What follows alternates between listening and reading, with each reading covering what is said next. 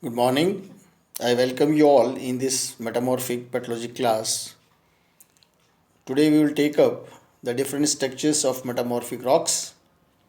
As we have discussed structures in igneous rocks, structures are large scale features or you can say the external features of your metamorphic rocks, and the various structures means these different structures, and they are identified in your hand specimen. Uh, The various structures that are found in metamorphic rocks are your cataclastic, schistose, maculose structure, granulose, and gneiss. So we will take up one by one. Now you can see in the diagram here, this is your first the cataclastic. You can see this large and this finer material. How this is produced is that the structured cataclastic produced under stress and in absence of high temperature, whereby the rock mass is subjected to shearing and fragmentation. Under such conditions, the mineral grains are fractured and often broken to pieces. You can see the often broken into pieces.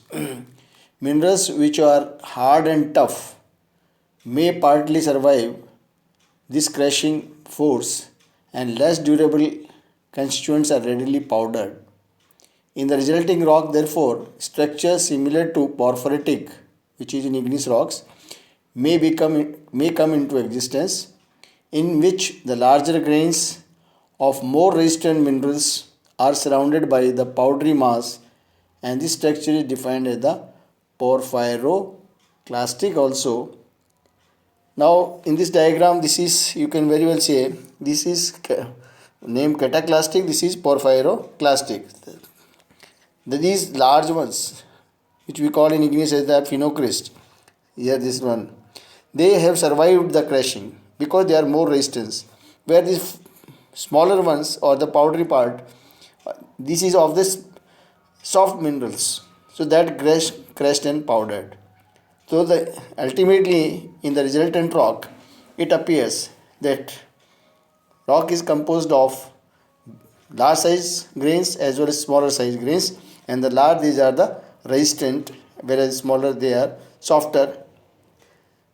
So such type of structure is known as your cataclastic structure. Then the next is your maculose. Maculose, you can see here, this is maculose. This is maculose.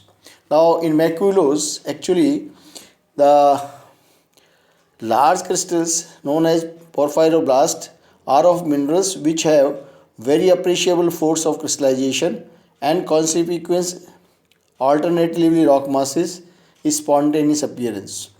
The spotting appearance as a result of incomplete recrystallization or certain point due to the localization along particular points of carbonaceous matters scattered throughout the rock mass. Microstructures may occur in clay rock metamorphosed under conditions of rising temperature, and it is characteristic product of thermal or contact metamorphism.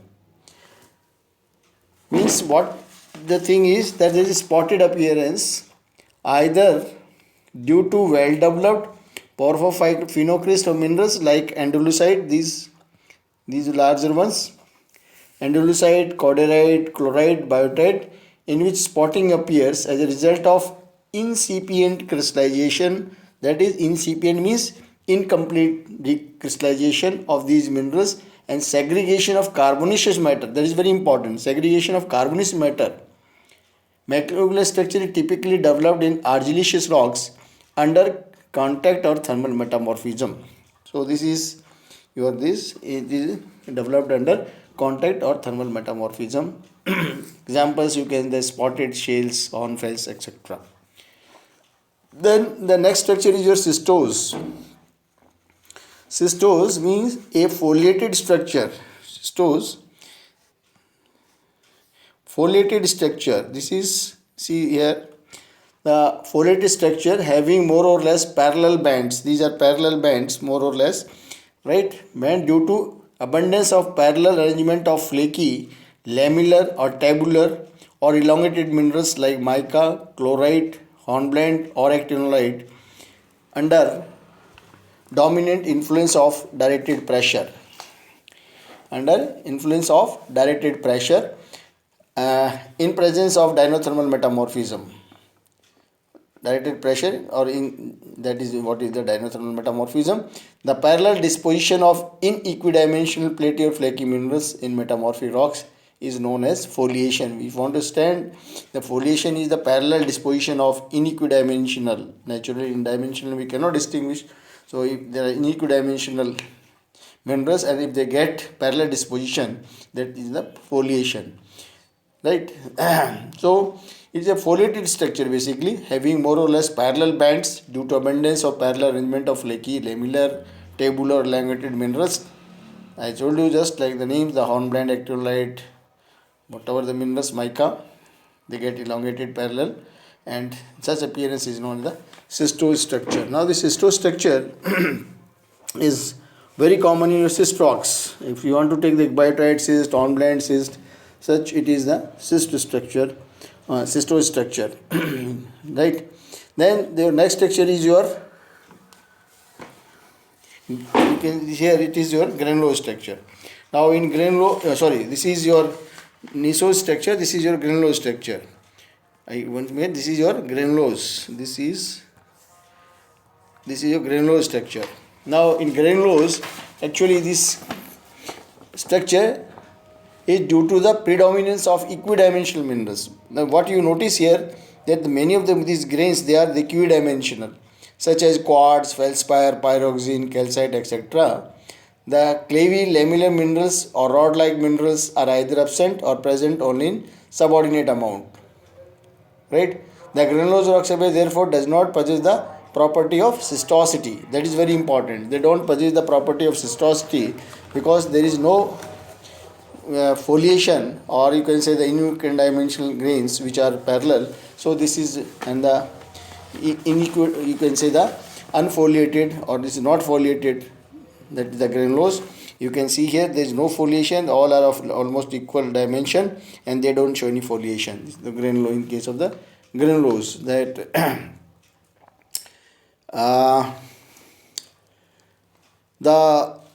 then the next is that examples you can take in this is the granulose is your, means your rocks like your granulites, eglogites, charnokites. Such rocks show the granulose structure. Now next is your gneiss, right? This is gneiss, right? This is what in gneiss is. Gneiss structure is composite structure due to the alternate. This is due to the alternate. This is one layer, this is another, then another, like this. What gneiss structure is a composite structures due to alternate schistose and granulose bands and lenticels, which are dissimilar in color and mineral composition and texture. In granular aggregates are minerals like quartz, feldspar. The granular aggregate means the granular minerals are of your like minerals like quartz and feldspar, and lamellar are of mica, hornblende, right? So this is a composite structure, or you can say it is, you can, if you mix, that is your granulose and schistose, then you can get this structure.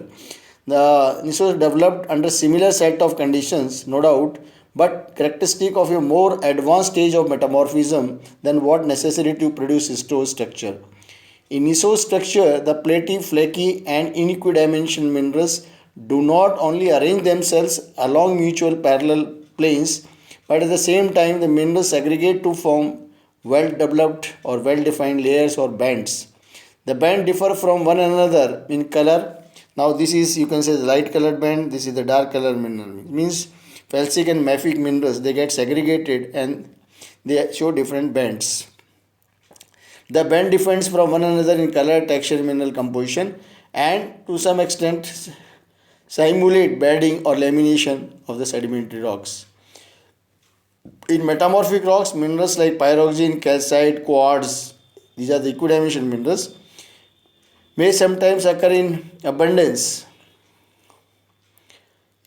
In such cases, minerals like micas, amphiboles, that is equidimensional, are either absent or present in very small amount. Right? The rock therefore possesses no foliation. Which one? The granulose. We are talking of granulose. They possess no foliation and characterized by more or less granuloblastic, and the texture is known as such is the granulose. What we said earlier, right? So granulose, the mix of granulose and your granulose and cystose is your niso structure. Right? So these are the important, you can say, in once again I just take up these structures. The structures commonly found in metamorphic rocks may be that we have divided into these categories: cataclastic, right, maculose, cystose, granulose and gneiss.